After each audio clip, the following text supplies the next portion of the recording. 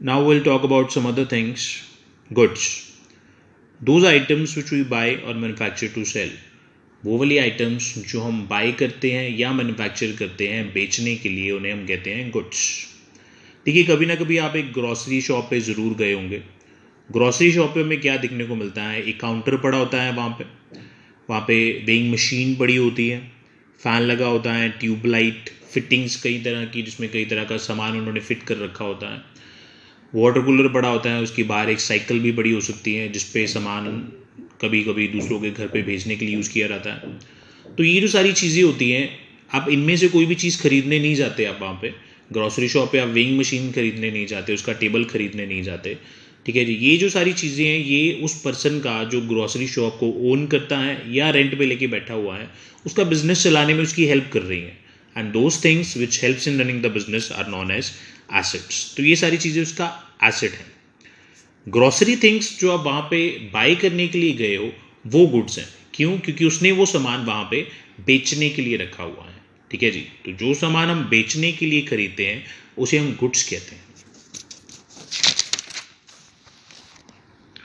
When goods are purchased, it's an expense. जब goods खरीदते हैं, हम पैसे देके खरीदेंगे ऑफ कोर्स, तो वो हमारा एक्सपेंस होता है. और जब हम गुड्स बेचते हैं तो वो हमारी इनकम होती है. और income and expenses rule number 2 में आते हैं. तो when goods are purchase for cash, हमने गुड्स खरीदी, यहाँ पे गुड्स जो परचेज करी है हमने, वो हमारा एक्सपेंस माना जाएगा. और कैश तो एसेट है ही. ठीक है जी. ये एक्सपेंस है, इसे हम डेबिट करेंगे. और कैश जा रहा है क्योंकि हमने पेमेंट करी है, तो कैश को हम क्रेडिट करेंगे. ठीक है. लेकिन यहाँ पे हमने गुड्स नहीं लिखा, यहाँ पे हमने परचेजेस लिखा है. ठीक है जी.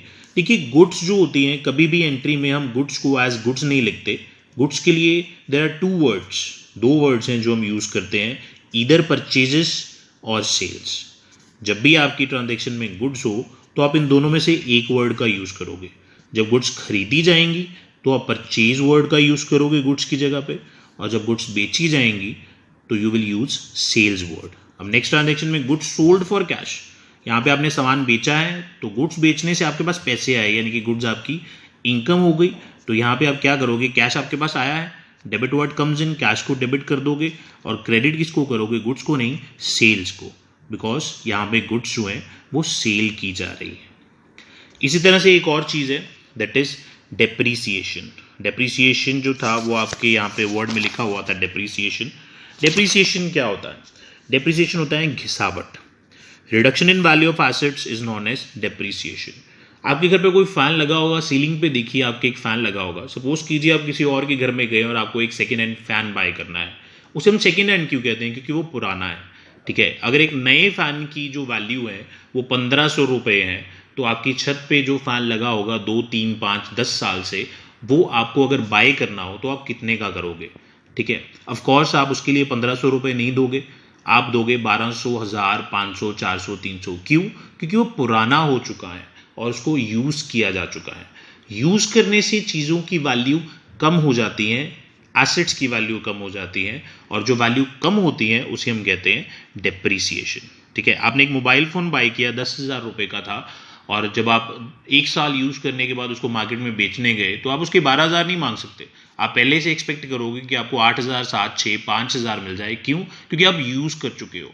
और उसकी वैल्यू में जो रिडक्शन हुई है उसे हम क्या कहते हैं? डेप्रीसिएशन. और depreciation is a loss. Charge depreciation at the rate 10% of machinery costing ₹1 lakh. एक मशीनरी है 1 लाख रुपए की, काफ़ी देर यूज़ करने के बाद हम उस पर डेप्रीसिएशन चार्ज कर रहे हैं, यानी कि उसकी वैल्यू 10% कम कर रहे हैं. अब यहाँ पे 2 चीज़ें हैं, एक डेप्रीसिएशन, दूसरा मशीनरी. मशीनरी जो एसेट है और डेप्रीसिएशन लॉस है. लॉस को हम डेबिट करते हैं तो एंट्री होगी depreciation account debit to machinery account 10,000. Depreciation यहाँ पे लॉस था और debit all expenses and losses हमारा रूल कहता है. Machinery credit what goes out. देखिए, जब हम मशीनरी सेल भी करेंगे तो हम क्या करते हैं? Cash account debit to machinery. Cash आया, मशीनरी गई. यहाँ पे मशीनरी हम सेल नहीं कर रहे हैं, लेकिन उसकी वैल्यू को कम कर रहे हैं 10,000 से. 1 लाख की वैल्यू थी उसकी, 10% यानी कि 1 लाख का 10% कैलकुलेट करेंगे तो 10,000 रुपये. हमने 10,000 रुपये लिखना है यहाँ पे. क्योंकि मशीनरी की वैल्यू को कम करना या मशीनरी को ही कम कर देना दोनों सिमिलर थिंग मानी जाएंगी यहाँ पे। मशीनरी 10,000 रुपये की हमने बेच दी या 10,000 रुपये की ज़ीरो वैल्यू की हो गई, बातें दोनों सेम है। तो एसेट की वैल्यू को कम करने के लिए उसे क्रेडिट करना पड़ेगा और डेप्रिसिएशन को तो डेबिट करना ही है उस अमाउंट से जितनी उसकी वैल्यू कम हुई है। तो दिस इज डेप्रिसिएशन टॉपिक।